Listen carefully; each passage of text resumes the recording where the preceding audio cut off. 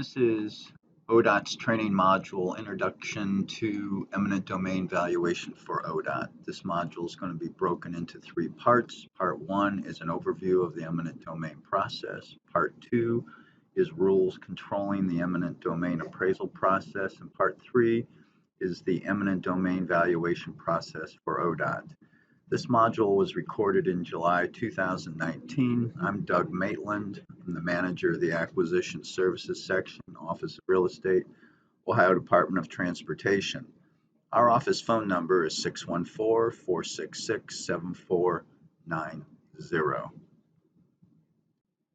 All right, so let's start with Part 1, an overview of the eminent domain process. ODOT's highway projects sometimes require additional rights of way. And this requires ODOT to acquire real property which will be incorporated into the highway project. And this property is acquired under ODOT's power of eminent domain, which is in the Ohio Revised Code. Compensation is required to be paid for real property that's acquired or taken for these highway projects.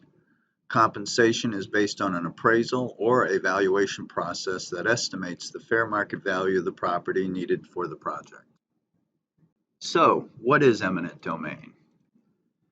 It's the right of the sovereign government to take private property for public use upon payment of just compensation. And that definition came from Valuation and Litigation. ODOT's highway projects are linear. They begin at a point and end at another and exist on rights of way owned and controlled by ODOT. So for example, we've got a point of beginning on a project and we've got the end of the project, and in between the beginning and the end are the rights of way for the project.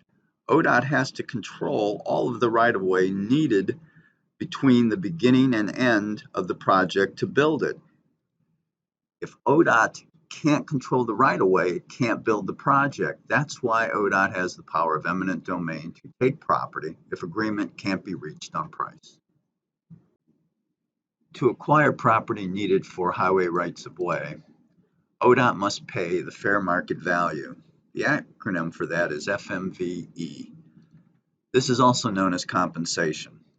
This process requires ODOT to identify the owner of the property, to estimate compensation by an appraisal or valuation process, to review the appraisal and recommend the FMVE, to establish the FMVE, which again is the compensation estimate, 5, to make an offer to the owner, which is under the power of eminent domain, 6, to reach an agreement, or if agreement isn't reached, ODOT exercises its right of eminent domain and takes the property.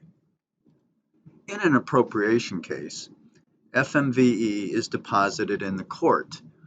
When that happens, ODOT may enter upon the land needed for the project. This is also known as quick take. The owner may apply to the court to withdraw the money subject to the rights of others.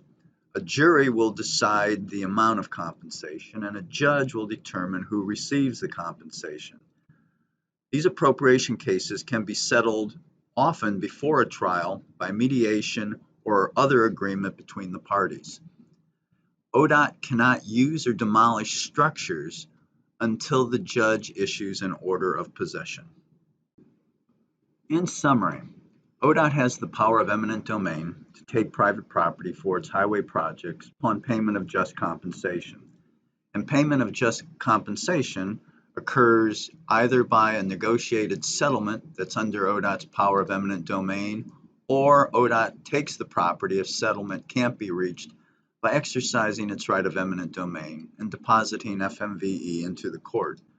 Compensation is estimated by ODOT using an appraisal or valuation, which are subject to a wide array of laws and regulations governing the appraisal process and eminent domain process,